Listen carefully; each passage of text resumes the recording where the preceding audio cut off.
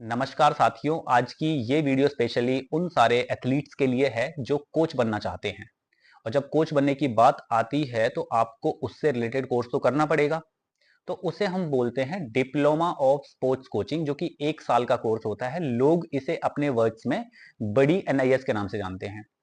इसी तरह से एक कोर्स और होता है जिसे बोलते हैं सर्टिफिकेट कोर्स, जो कि 42 डेज का होता है। 6 वीक सर्टिफिकेट कोर्स, जिसे लोग अपने वर्ड्स में छोटी NIS के नाम से जानते हैं। तो इस बार डिप्लोमा ऑफ स्पोर्ट्स कोचिंग में एक न्यू अपडेट आया है, और ये आपको जानना बहुत जरूरी है, क्योंकि पहले कुछ लोग ऐसे थे जो सर्टिफिकेट कोर्स करके इस कोर्स के लिए एलिजिबल हो जाते थे, बट अभी ऐसा नहीं है। 2021 में मैं पास आउट हूं, तो 2021 के बाद में ये रूल स्टार्ट हुआ। अगर आपके पास में सर्टिफिकेट कोर्स है तो आप इस कोर्स के लिए एलिजिबल हैं। बट हर साल, हर 2-3 साल में नॉर्म्स चेंज हो जाते हैं, कुछ ना कुछ चेंज आता है रूल्स के अंदर। तो इस बार फिर से एक नया रूल आ गया है। तो आप वीडियो को लास्ट तक जरूर देखना, और ये वीडियो स्पेशली उन सारे स्पोर्ट्स पर्सन के लिए है जो कोच बनना चाहते हैं, चाहे वो हॉकी से हो, चाहे वो बैडमिंटन से हो, स्विमिंग से हो, जिम्नास्टिक से हो, किसी भी गेम से हो। ये वीडियो उन सारे लोगों के लिए जरूरी है। अगर आप मेरे चैनल पर नए हैं तो आप चैनल को सब्सक्राइब कर दें, ताकि जब भी मेरी कोई नेक्स्ट वीडियो अपलोड होती है तो उसका नोटिफिकेशन आपके पास सबसे पहले आए। मेरी कुछ पुरानी वीडियोस में मैंने सर्टिफिकेट कोर्स के ऊपर जिक्र किया है। अगर आप स्पोर्ट्स कर रहे हैं और आपको क्या क्या एजुकेशन में करना चाहिए, क्या क्या आपके कोर्सेज रहेंगे, उन सारी चीज़ों पे जिक्र किया हुआ है। अगर आपका कोई बच्चा स्पोर्ट्स में जाना चाहता है और स्पोर्ट्स में वो एजुकेट होना चाहता है, कौन से कोर्सेज उसके लिए सबसे बेस्ट रहेंगे, इन सारी चीज़ों पे भी मैंने जिक्र किया हुआ है। तो आज की ये वीडियो स्पेशली उन सारे एथलीट्स के लिए जो कोच बनना चाहते हैं। तो आज की इस वीडियो में मैं आपको सारी चीजें समझाने वाला हूं। जो ये डिप्लोमा ऑफ स्पोर्ट्स कोचिंग कर लेगा, वो गवर्नमेंट जॉब में अप्लाई कर सकता है, चाहे वो साई में हो, चाहे वो स्टेट एकेडमी में हो, चाहे वो नेशनल जो टीम्स जाती हैं उसके साथ कोचेस जाते हैं उनमें हो, चाहे वो अपनी कोई प्राइवेट एकेडमी खोलना चाहते हो उसमें भी हो, चाहे वो IIT में हो। ये जो डिप्लोमा ऑफ स्पोर्ट्स कोचिंग होता है ये हर जगह काम का होता है, अगर आपको स्पोर्ट्स कोच बनना है तो। आज की ये वीडियो में मैं आपको एलिजिबिलिटी बताऊंगा, क्या क्या आपके पास में होना चाहिए, क्या आपके पास में सर्टिफिकेट्स होना चाहिए, क्या इसकी लास्ट डेट रहेगी, सारी चीजें मैं आपको इस वीडियो में समझाऊंगा। तो सबसे पहले मैं आपको बताता हूं, इसे जो बोला जाता है NSNIS की तरफ से डिप्लोमा ऑफ स्पोर्ट्स कोचिंग। आप इस वर्ड को यूज करके एक प्रोफेशनल तरीके से अपने आप को साबित कर सकते हो लोगों के सामने। तो जब हम बात करते हैं डिप्लोमा ऑफ स्पोर्ट्स कोचिंग के बारे में, तो इसके जो फॉर्म्स, एप्लीकेशन फॉर्म हैं, वो रिलीज हुए 26 मार्च 2025 को।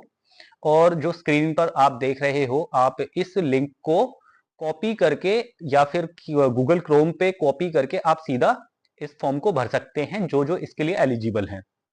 इसके जो लास्ट डेट है फॉर्म भरने की, वो 26 अप्रैल 2025 है। 26 अप्रैल के बाद में 2 दिन आपको दिए जाएंगे, जिसमें करेक्शन विंडो रहेगा। करेक्शन विंडो में आप एडिटिंग कर सकते हैं। अगर आपका फॉर्म गलत हो गया है तो आप उसे एडिट करके सही कर सकते हैं। तो ये साइड में आपका हेल्पलाइन नंबर दिया हुआ है NSNIS पटियाले का, जहां पे अगर आपको कोई भी प्रॉब्लम होती है तो आप कॉल करके उनसे बात कर सकते हैं, पूछ सकते हैं। मेल ID दी हुई है, आप यहाँ पे मेल कर सकते हैं। इसके बाद में आता है कि ये जो स्पोर्ट्स कोचेस बनेंगे, जो ये कोर्स होता है, ये कौन कौन से स्पोर्ट्स में होता है। जैसा कि आप स्क्रीन पर देख रहे हो, यहाँ पे 26 गेम दिए हुए हैं। अगर आपको लगता है आपका गेम इसमें नहीं है तो आप उस चीज के कोच नहीं बन सकते हैं। आपके पास में इन सारे गेम्स में, जो ये जितने भी स्पेशलाइज्ड गेम हैं, इनमें आपके पास में सर्टिफिकेट्स होने चाहिए। उसी के बेस पे आप ये कोर्स कर सकते हो। इसके बाद में हमारा नेक्स्ट आता है, जब आप फॉर्म फिल करोगे और आपको रिटन एग्जाम देना होगा। रिटन एग्जाम के लिए यहाँ पे सेंटर्स दिए हुए हैं, इंडियन लोकेशंस जो आप देख रहे हो स्क्रीन पर, यहाँ पे ये सेंटर्स दिए हुए हैं। अगर जो भी आपके आसपास में रहता है, जो भी आपके नियरेस्ट जो हो, वहां पे आप अपना सेंटर डाल के एग्जाम देने जा सकते हैं, रिटन एग्जाम। और आपको पता ही होगा, रिटन एग्जाम NTA कंडक्ट कराता है। जैसे कि नेट का एग्जाम एनटीए कंडक्ट कराता है, उसी तरह से ये डिप्लोमा ऑफ स्पोर्ट्स कोचिंग का एग्जाम भी एनटीए ही कंडक्ट कराता है, नेशनल टेस्टिंग एजेंसी। बड़े ही फेयर तरीके से एग्जाम कंडक्ट कराया जाता है, कोई भी इसमें पार्शियलिटी नहीं होती है, कोई भी चीटिंग नहीं होती है। इसके बाद में जब आपके सर्टिफिकेट्स की बात आती है, आपके अचीवमेंट्स की बात आती है, तो उसमें अगर कोई अच्छे लेवल का प्लेयर है, जैसे किसी के पास में ओलंपिक गेम्स का सर्टिफिकेट है, जिस किसी ने ओलंपिक में पार्टिसिपेट किया हुआ है, किसी ने सीनियर वर्ल्ड चैंपियनशिप में किया हुआ है, किसी ने मेडल जीता हुआ है एशियन गेम्स या कॉमनवेल्थ गेम्स में, और उसके पास में मिनिमम एजुकेशन क्वालिफिकेशन उसकी 10+2, उसकी 12वीं पास होना चाहिए, वो इसके लिए सीधा एलिजिबल है। उसे कोई रिटर्न देने की जरूरत नहीं, कोई टेस्ट देने की जरूरत नहीं, वो सीधा एलिजिबल है। और इसमें भी अगर प्रेफरेंस की बात करते हैं तो सबसे पहले जिसके पास में ओलंपिक में मेडल है वो आएगा, फिर सेकंड नंबर पे आएगा सीनियर वर्ल्ड चैंपियनशिप जिसका मेडल है, थर्ड पे वो आएगा जिसने पार्टिसिपेट किया है ओलंपिक्स में, जो फोर्थ वो आएगा जिसके पास में मेडल है एशियन गेम्स और कॉमनवेल्थ में। तो ये है उनके लिए जो सीधा एंट्री में आते हैं। और ये नॉर्म्स भी इसलिए बनाए हुए हैं कि अगर बाई चांस कई सारे लोग आ जाते हैं तो उसके हिसाब से एक रूल की तरह से एक निकाला हुआ है कि सबसे पहले हम इन्हें प्रेफरेंस देंगे कि ये हमारे पास आए। इसके बाद में आता है कैटेगरी जो हमारे इंटरनेशनल स्पोर्ट्स पर्सन हैं, स्पोर्ट्स अचीवमेंट जो कि मैंने अभी आपको बताया, participation in any of the following competition, Olympic games, senior world championship, Asian games और कॉमनवेल्थ और यूथ ओलंपिक्स। तो ये हमारे कैटेगरी ए के सेकंड में आते हैं जिनके पास में इंटरनेशनल सर्टिफिकेट्स हैं। उसके बाद में है हमारी कैटेगरी बी, जो कि बहुत ज्यादा जरूरी है और 99% लोग इसी कैटेगरी से होते हैं। इसके बाद में है ये इसके अचीवमेंट, ग्रेजुएशन, मिनिमम ग्रेजुएशन होना चाहिए, ग्रेजुएशन पास होना चाहिए। और उसके बाद में हम सर्टिफिकेट्स की बात करते हैं, आपके पास में कौन कौन से सर्टिफिकेट्स होने चाहिए।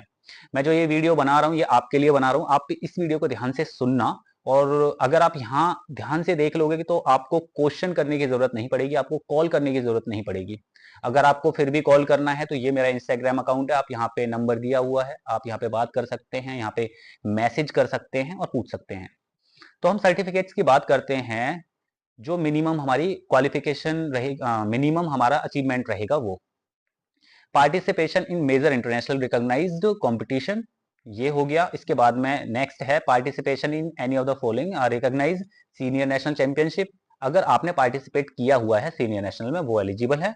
खेलो इंडिया यूनिवर्सिटी गेम्स में पार्टिसिपेट किया है वो भी एलिजिबल है। अगर आपने ऑल इंडिया यूनिवर्सिटी गेम्स में पार्टिसिपेट किया हुआ है वो भी एलिजिबल है। इसके बाद में हर किसी के पास में 2 पार्टिसिपेशन होने जरूरी हैं इन लोगों के पास। जिसके पास में जूनियर और यूथ नेशनल कंपटीशन के सर्टिफिकेट हैं तो उनके पास में 2 होने चाहिए participation. Inter services, inter railway, all India police, इनके पास में भी 2 पार्टिसिपेशन होने जरूरी हैं, तो आप एलिजिबल होंगे इस कोर्स के लिए। इसके बाद में खेलो इंडिया यूथ और खेलो इंडिया स्कूल गेम्स के भी 2 पार्टिसिपेशन होने चाहिए आपके पास, तब आप एलिजिबल होंगे इसके लिए। और एक नया अपडेट जो कि इस साल आया है, successful completion of SAI NS NIS 6 week certificate course in sports coaching, at least medal winner position holder in recognised state level championship competition in the respective sports coaching discipline. अगर आपने डिप्लोमा ऑफ स्पोर्ट्स कोचिंग करना है तो आपके पास में, पहले क्या बोलते थे, आपके पास में सर्टिफिकेट कोर्स होना चाहिए तो आप एलिजिबल हो, बट अब ऐसा नहीं है। आपके पास में 6 वीक सर्टिफिकेट कोर्स है तो उसके साथ में आपके पास में स्टेट का एटलीस्ट कोई भी मेडल होना चाहिए तो आप एलिजिबल हो। अब पहले वाला रूल हट गया है, किसी के पास में भी सर्टिफिकेट कोर्स है और वो जाके इसके लिए अप्लाई कर देता था, बट अब नहीं। अब आपके पास में स्टेट का कोई भी एक मेडल होना चाहिए तब आप एलिजिबल होगे इस कोर्स के लिए। ये न्यू अपडेट था, आज की ये वीडियो में स्पेशल ये था आज के लिए। इसके बाद में हमारा नेक्स्ट जो कि नॉर्थ ईस्ट कैंडिडेट्स के लिए है, स्पोर्ट्स अचीवमेंट आपके पास में मेडल विनर होना चाहिए नॉर्थ ईस्ट गेम में, 2 बार का पार्टिसिपेशन होना चाहिए नॉर्थ ईस्ट गेम्स में, और जो भी क्राइटेरिया हमारा ऊपर था जो इससे पहले हमने पढ़ा था वो होना चाहिए तो आप एलिजिबल हो, और आपकी ग्रेजुएशन होनी चाहिए। एज क्राइटेरिया की हम बात करते हैं कि आपकी मिनिमम एज होनी चाहिए 21 साल और मैक्सिमम होनी चाहिए 45 साल। अगर आप इससे नीचे हैं, 21 से नीचे है तो नहीं कर पाओगे, अगर 45 से ऊपर है तो भी नहीं कर पाओगे। अब एज रिलैक्सेशन की हम बात करते हैं। जो लोग Olympic games, senior world championship, Asian games या फिर कोई भी इंटरनेशनल गेम्स खेले हुए हैं, उनके लिए 5 साल का रिलैक्सेशन मिलता है। SC, ST, OBC कैटेगरी को भी, और एक्स सर्विसमैन और आर्म फोर्सेस में जो भी हैं उन्हें 5 साल का रिलैक्सेशन मिलता है। इसके बाद में हम बात करते हैं जब आप एग्जाम देने जाओगे तो उसमें क्या क्या चीजें आएंगी। आपका 60 नंबर का पेपर आएगा, बट उसके अलावा 40 नंबर भी तो हैं। 100 नंबर का पेपर होता है, तो 100 नंबर का होता है तो उसमें 40 नंबर किस चीज के होते हैं? सबसे पहले तो 60 हो गए हमारे, एक तो आपके जो जनरल नॉलेज है वो, logical reasoning, language, basic computer और आपका गेम, ये होते हैं 60 नंबर के। और जो 40 नंबर हैं वो होते हैं एजुकेशन क्वालिफिकेशन के 10 नंबर, स्पोर्ट्स अचीवमेंट के 20 नंबर, और जो आपका फिजिकल इंटरव्यू होता है, इंटरव्यू, उसके 10 नंबर। 40 नंबर ये हो गए, 60 नंबर आपके रिटर्न के हो गए। इनकी टोटल कट ऑफ लगा के टोटल मार्क्स लगाए जाते हैं, तब आपकी कट ऑफ क्लियर करी जाती है कि ये लोग इस चीज के लिए, इस कोर्स के लिए एलिजिबल हैं। इसके बाद आते हैं आपके कुछ नंबर, जो मैंने बोला आपके एजुकेशन क्वालिफिकेशन के होते हैं। अगर आपके पास में BPEd है, पोस्ट ग्रेजुएट है, फिजिकल एजुकेशन में MPEd है, तो आपको BPEd है और post graduate in any subject other than physical education, तो आपको 3 नंबर मिलते हैं। अगर आपके पास में MPEd है और MBA इन स्पोर्ट्स मैनेजमेंट है तो आपको 5 नंबर मिलते हैं। अगर आपके पास में MPhil PhD है तो, और वो भी फिजिकल एजुकेशन में, तो आपको 10 नंबर मिलते हैं। इसके बाद आता है हमारा जो आपके मार्क्स मिलेंगे। ये मैं सारी चीजें अगर आपको समझाऊंगा तो वीडियो काफी लंबी हो जाएगी और आप भी शायद उसमें परेशान हो जाएंगे, तो इसलिए मैं आपको ये जो लिस्ट मैंने दी हुई है आप इसे पढ़ सकते हैं। अगर आपके पास में ये सर्टिफिकेट्स हैं तो आपको इसके हिसाब से जो सामने नंबर अलॉट किए गए हैं ये सारे नंबर्स मिलेंगे। इसके बाद में ये सिलेबस है, इस सिलेबस के हिसाब से आपको पढ़ाई करनी है, यही आपके एग्जाम में आएगा। और फिटनेस टेस्ट पे आपको इतना फोकस करना नहीं है, ना ही इसके कोई नंबर होते हैं, ना ही कुछ होता है। आप सिर्फ अपने रिटन पे फोकस करें, अपने इंटरव्यू पे फोकस करें, बस।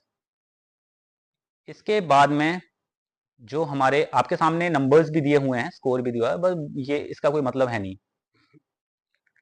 अब सबसे लास्ट में आता है, जब आप वो एप्लीकेशन फॉर्म भरोगे तो आपकी 1500 रुपए फीस लगेगी और ये नॉन रिफंडेबल होगी। अगर आप एक बार फॉर्म भर देते तो आपको पैसे वापस नहीं मिलेंगे।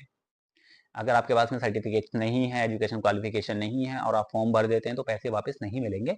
और इसके बाद में आता है हमारा फीस स्ट्रक्चर, जो सबसे ज़्यादा ज़रूरी है और जो लोगों को परेशान कर देता है कि इतनी ज़्यादा फीस।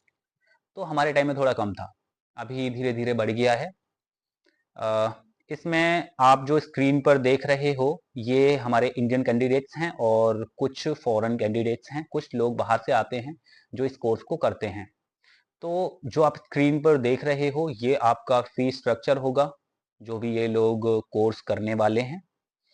और इसके बाद में जितनी भी चीज़ें मैंने आपको बताई हैं, और आपको एक चीज़ और मैं बता देता हूँ, जो आपका रिटन एग्ज़ाम होगा, एंट्रेंस एग्ज़ाम होगा, वो 6 जून को होगा। 6 जून का आपका रिटन एग्ज़ाम होगा, 60 नंबर का पेपर होगा, आपको अच्छे से देना है, ज़्यादा से ज़्यादा नंबर लेने हैं, आपको इंटरव्यू अच्छे से करना है। आपकी जितनी भी चीज़ें हैं, जो भी मैंने आपको समझाई हैं, आशा करता हूँ आपको समझ में आ गई होंगी। अगर आपके इसके अलावा भी कुछ क्वेश्चंस हैं तो आप मेरे को पर्सनल मैसेज कर सकते हैं, आप कमेंट बॉक्स में लिख सकते हैं कि आपको किस टॉपिक पर वीडियो चाहिए। मिलते हैं फिर से नेक्स्ट वीडियो में।